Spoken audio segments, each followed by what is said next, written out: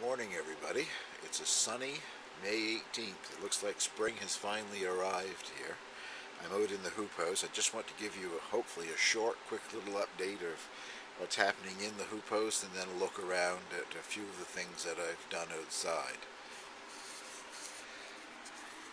This is the row where I planted the peppers and tomatoes, looking rather congested, mainly because I'm running out of space to put plants for my plant sale, and they're filling up the spaces in between here.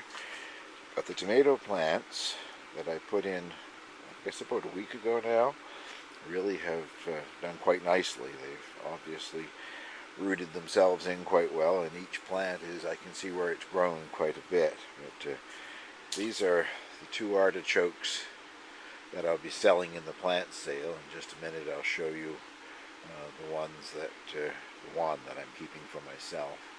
That's my row of garlic, and the ones down back that you're looking at now are, I'm not really sure the name of the variety anymore. They're both hardneck varieties.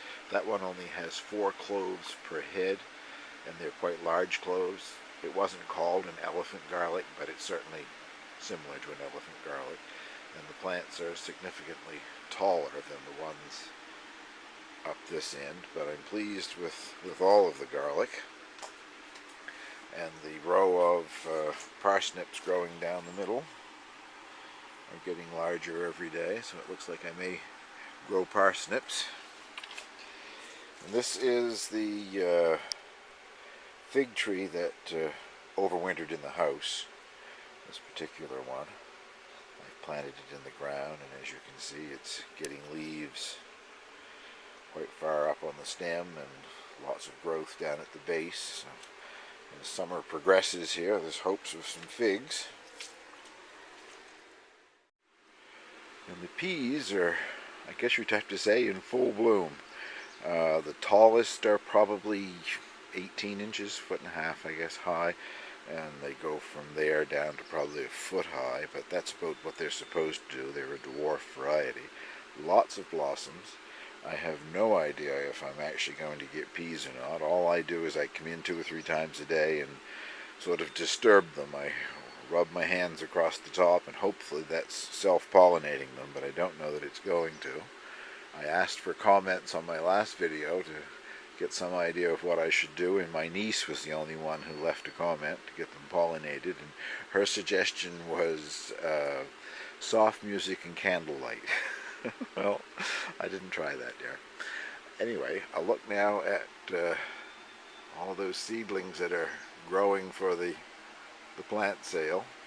I have 3 weeks left to go, and I can get this out of here. I'm looking for 3 weeks from this Saturday for the sale.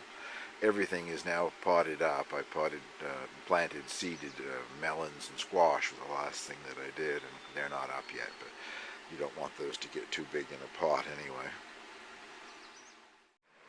These are the shallots that I planted in here a week or 2 ago, and it's amazing how much they've grown. They've probably doubled in size, so they really appreciated getting out of their little cramped space and getting into the soil.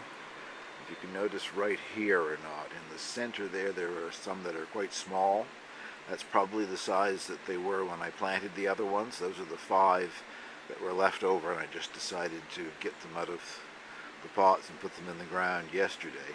And the ones around those small ones are, you can see how much they've grown in the week, 10 days that they've been in here. And that's my artichoke in its large pot. The 2 larger outside leaves are yellowing a bit, so it looks like it's going to lose those, but it's growing. Well, it's grown 2 new leaves since it's been in the pot, so it's establishing itself quite nicely in the large pot. Next to it here, I'm very pleased with my grapevines. This particular one is Beta, which is a slipskin Concord type of grape. You can use it for juice or making jelly or even to eat, but it has a lot of seeds in it.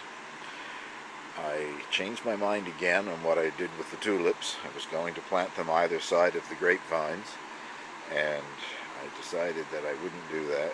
Just something else to take up the nutrients that the vines need, and they're doing so well, I'm sure I would have disturbed the roots, so The tulips ended up outside in the flower garden. This is the other grapevine here, Somerset, Somerset,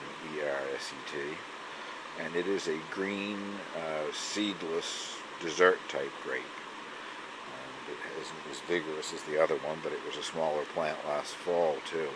But both plants are sending up some quite lengthy stems. I was wondering if I was going to need to put in my wire supports this summer or not, and if this kind of growth continues, I guess I'm going to have to do it. I don't think I'll get any grapes this year, but I wouldn't be surprised if they bloom next year.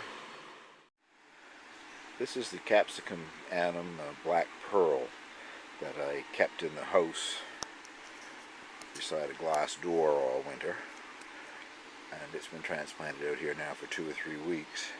You can see the very dark leaves. I don't know if you can also make out the smaller new leaves, but what it's doing is it is slowly shedding all of the leaves that it had last winter, and it's growing a lot of new growth. So that was a successful project. The larger one, the nameless capsicum, I don't know what variety it is, it's doing the same thing. It's growing a lot of new foliage, and it's slowly losing its other foliage that it kept over the winter. It's just not quite as dramatic as the black pearl one. I'll take you outside now and show you the things that I transplanted out there, and some talk about the beds that I'm growing in. This is my lazy man's bed, and I will put a link on this part of the video to the video that I did last fall when I made this bed. I followed a gardener in Ireland whose website I can't remember right now. I'll put that up as well.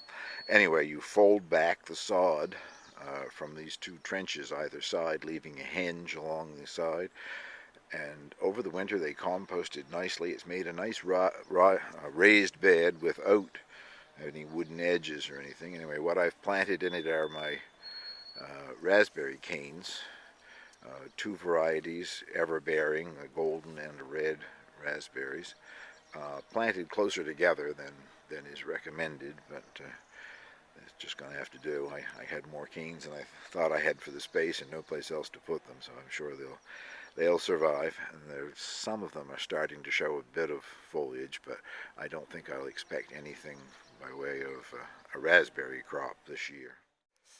This is my square foot garden, which is behind rabbit fencing. I was having so much problem with rabbits a few years ago. In 2 beds here I have planted 25 strawberry seedlings, ever-bearing strawberries. And I understand you pick off the blossoms the first year, but with ever-bearing you only have to pick off the first flush of blossoms, which should happen sometime in a month or so, I guess, a few blooms. And I can let them bloom, the second blooming, in late summer for hopefully some strawberries in the fall. Anyway, time will tell. In the other 2 beds here I have planted my 2 heirloom varieties of peas, tall telephone and the blue potted peas. And in the other squares in these 2 beds I have planted carrots in one, and the other one has rutabagas, or turnips we call them. I guess in England you call them Swedes. More than I normally grow in a square foot garden, 3 rows of each in each of the 2 beds here, but they're crops that I like, and I discovered I don't want just a few. I'd like to have as many as possible, so we'll see what happens here when they get started in the summer. How well that shows up, but that is my about 2 foot high black walnut, and it is starting to have some leaves come out on it, so it looks like it's alive anyway. And I know black walnuts will grow here. I have friends who have 2 large black walnuts on their lawn, and they're full of walnuts every year. But how many years it takes to get a walnut from a 2 foot high seedling, I don't know. This is the hazelnut tree that I planted last year. I guess as you can see, it's got lots of leaves on it. Hazelnut, well, it's called a tree, but they're actually a large shrub. They grow 12 to 15 feet tall, and they're multi-stemmed, as you can see down at the base. This has got several more stems coming up. I can't remember the variety of this one, but it's a different variety than the 2 that I just bought this spring. And the idea there was hopefully better cross-pollination. This one has got quite a few leaves coming out on it. And the other one that came in this spring is alive and budded. Strange, they're in the same package. One was all leaved out and one was just budded, but it's very much alive and lots of buds starting to come out on it. So hopefully in 2 or 3 years' time I should see a few hazelnuts. Well, thank you very much for stopping by for this little video, and that's it. I will try to get this up on the internet.